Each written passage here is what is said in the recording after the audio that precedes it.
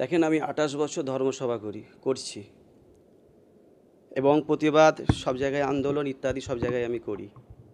আজকে যে ধর্মসভা করেছি 28 বছর, এখন এই একটা দলে না আসা পর্যন্ত কোনো মানুষের জন্য কিছু কাজ করা যাবে না। ওই জন্য সেই সিদ্ধান্তটা আমাকে নিলাম, মানুষের জন্য কিছু কাজ করতে হবে। সেই জন্য আমি দলে এসেছি।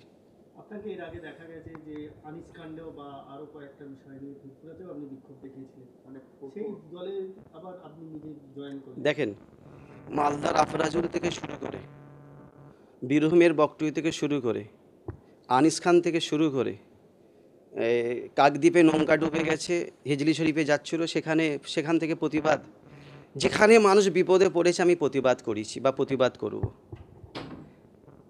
আজকে যে করেছে, যে এত আন্দোলন করেছি, মানুষ বিপদে পড়েছে, আমি আন্দোলন করেছি।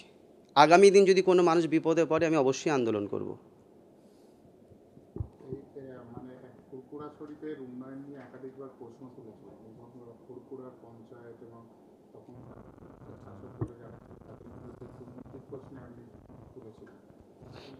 দেখেন, ফুরফুরা শরীফ উন্নয়ন যে পরিষদ আছে, যে কাজগুলো আমরা প্রতিবাদ করেছি, ঠিক মতো কাজ হয়নি।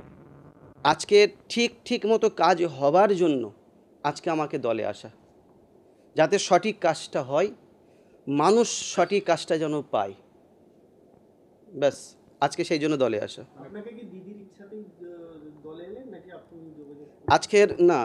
আজকের মাননীয় মুখ্যমন্ত্রী মমতা বন্দ্যোপাধ্যায় আমাকে দিয়েছেন, অভিষেক বন্দ্যোপাধ্যায় আমাকে দিয়েছেন।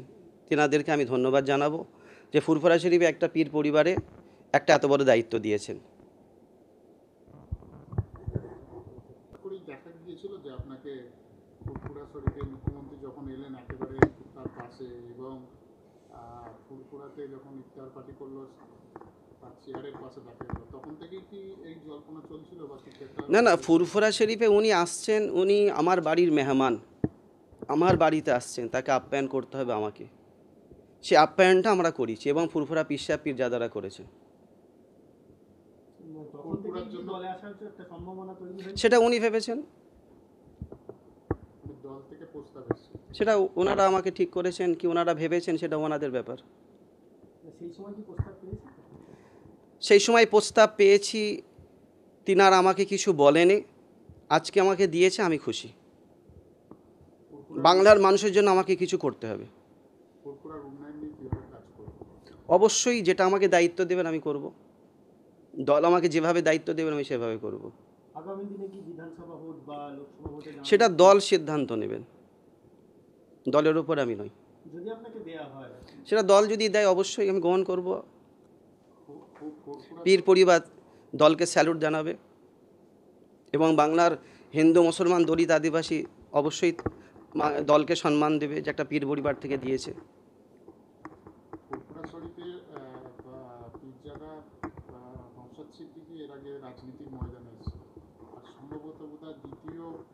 দেখেন, ওই ম্যাটারে আজকে আপনি মানে আজকে যে ম্যাটারে জিজ্ঞাসা করছেন সেই ম্যাটারটা আমাকে জিজ্ঞাসা করেন, আমি বলবো।